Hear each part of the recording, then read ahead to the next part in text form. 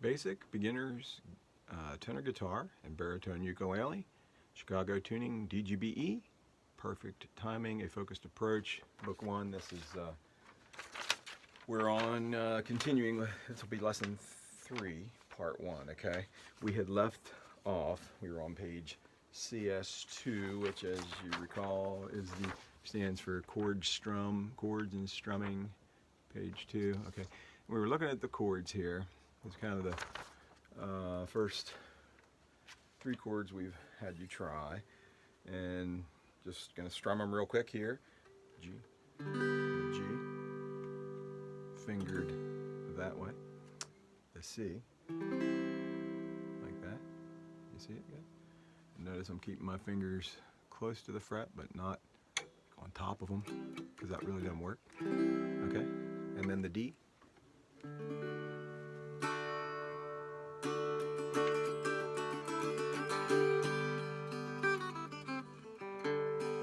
So just lost my concentration there for a minute.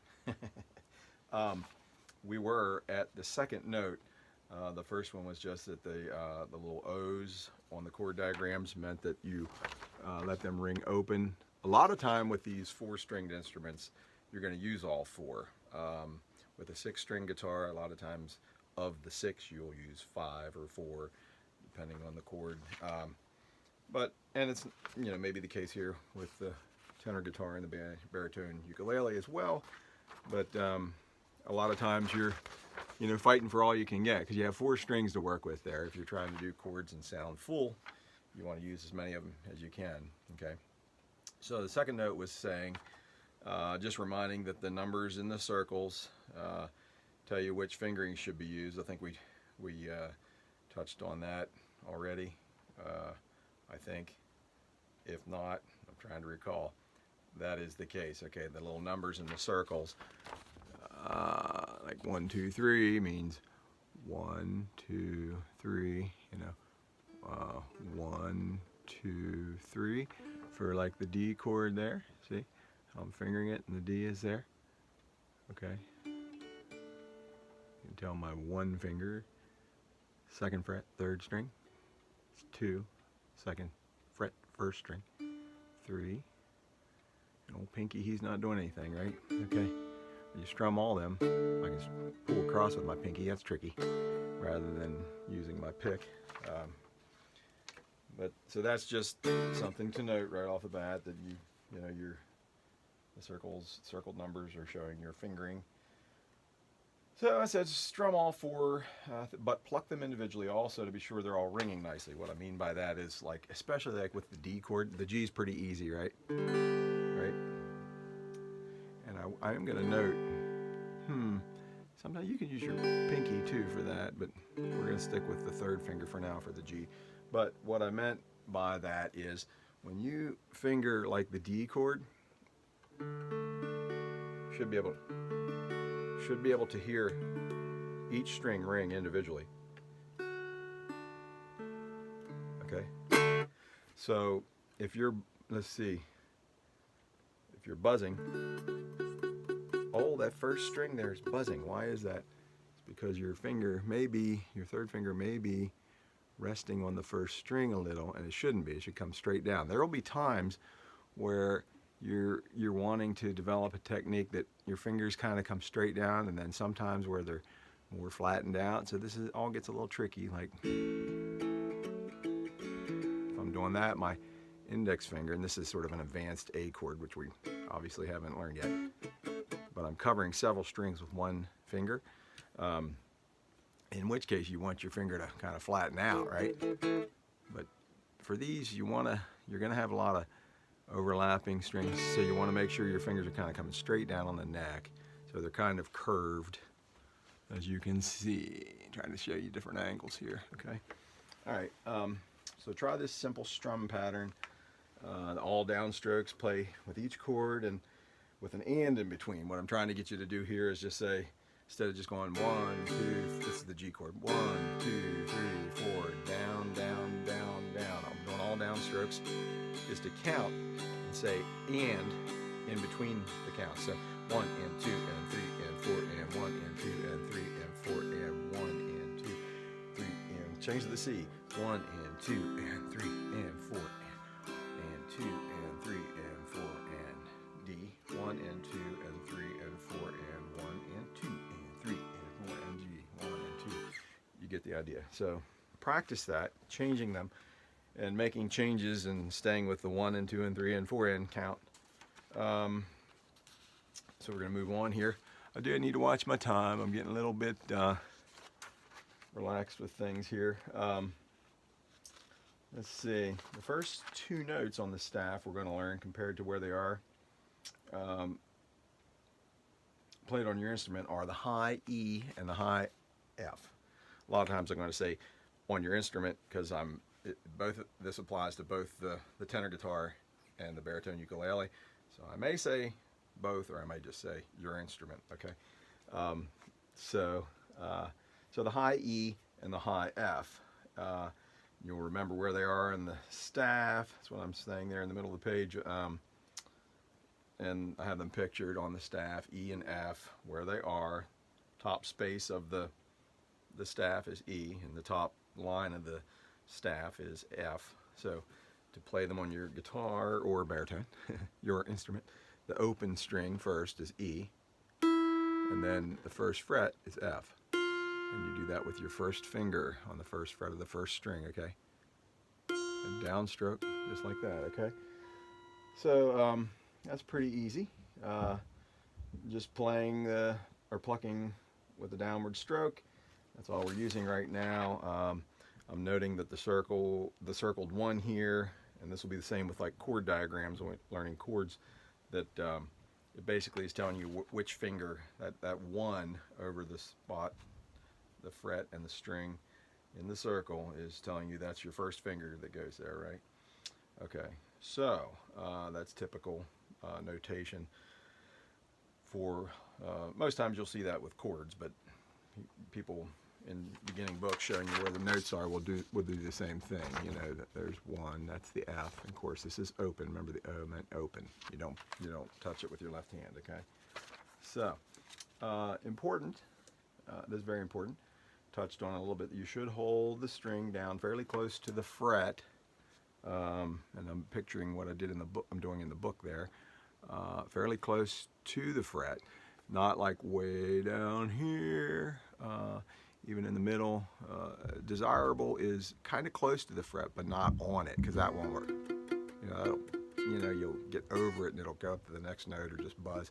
So right close, they call behind the fret there. That's what you want to do, okay? And don't squeeze it so that your finger is like dying, killing it, So, okay. So it takes practice to do it without buzzing. Just be patient. I've noted there. And two more things. Again, my little infamous 2 more things you need to know, and you'll have it all down, right? 2 more things you need to know before we start playing by reading written music is, first, you need to know that there are notes that you will eventually see that are above and below the 5 lines of the staff and spaces, okay? Let's see here. Okay, I think I used a 6-string guitar page. I've got them alternated in here because I have a course for that too, but should have actually showed this picture. It only has 4 strings, so that was sort of your picture for where to hold the note down, fret the note. The rest of it's the same. Way back on page 7, we learned the 5 lines and the notes of the 5 lines and 4 spaces of the staff. You can go back there if you want, and they were E, G, B, D, E, the line notes, and F, A, C, E. Remember face, and every good boy does fine for the line notes and the space notes. And then, so I'm just pointing out here that there are ones above and below the staff, and so the one right below it is a D note. I put them both on the same diagram here. The one directly below it is the D note. The one directly above it is the G, okay? And let's see. So I'm not really showing how to play those. Obviously the D note open is just D, this string, 4th string, okay? And then the one right above the staff would be this G note here on guitar, tenor guitar or baritone ukulele, any one of them. It's the third when we're tuned DGBE, which we are. So making the point that above and below those two notes, the D below and the high G above, there's something called ledger lines. We use ledger lines to show notes above and below that even. So here on we're on page 18. We're looking, and you can see there are lines above and below, and you kind of look at those, what notes they are, figure all that out, and finally we're getting into sharps and flats. A flat means it's the note in its pitch or half steps below the letter name. When a note is flat, or did I say that right? A half step below the note's letter name, okay? That's when it's flat. So when it's flat, there will be a symbol that looks like a little B sign with a point on it. That's your flat sign, okay? And I've drawn this little picture over here to show that, like a car tire, might not be the greatest drawing, but when a car tire goes flat, the car goes down, right? Kind of the car goes, right? So, not up. So conversely, or oppositely, a note that is sharp is going to raise the pitch of the note, okay? Just kind of explaining that and saying the sharp symbol is like a little tic-tac-toe sign, and they will appear like this on the staff right before the note. So that's like an F sharp, and this is a B flat, okay? Easy enough, right? What's this guy saying? One important last point to know about sharps and flats. Go to next page. Boy, am I in suspense. Okay, an important thing to know about them. Actually, two things. It says first that a flat lowers a note a half step, and a sharp. Wait a minute. Am I doing my double page thing again? No, I'm not either. 20. Okay. So, since the flat lowers a note a half step, and a sharp raises it a half step, should become evident. For example, using, say, if we lower a note, in this case we'll say an A note, a half step by making it flat, it will be the same note as a G that's below it, being raised a half step by making it sharp. So the A flat and the G sharp are the same note, okay? So I'm showing them there written. The tic-tac-toe and the G, that's a G sharp, and then the A, which looks like it's above it, but the little B letter looking thing with a point on it, that's the B, that's the flat symbol. Taking it down a half a step, so we have G, open G string, and if you go up a half step, it can only be this first note above it, the first fret, so that's G sharp. But here's A, and you come down a half step, A flat, and it's, lo and behold, that's the same as G sharp, okay? So that's something you have to remember, and we'll deal with it a little more. We're not going to go into reasons why this seemingly odd circumstance that, you know, if the note from one note to the next, the higher note flat is the same as the lower note sharp, okay? It's the same. I like to go into big explanations of that. It can be a little confusing, but just keep it in mind, okay?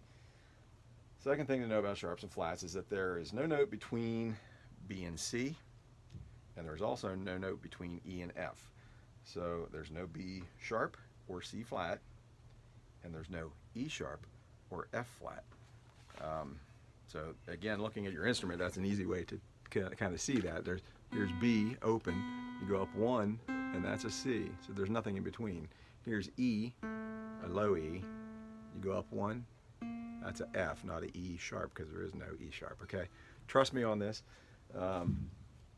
We'll revisit that idea some more, but for now, we're going to go to lesson 3, part 2, okay? Because I'm out of time for what I want to do here, so I don't know what, play a little bit. We'll get to all this, so hang on. We're going to have more fun. So go to lesson 3, part 2 video, okay?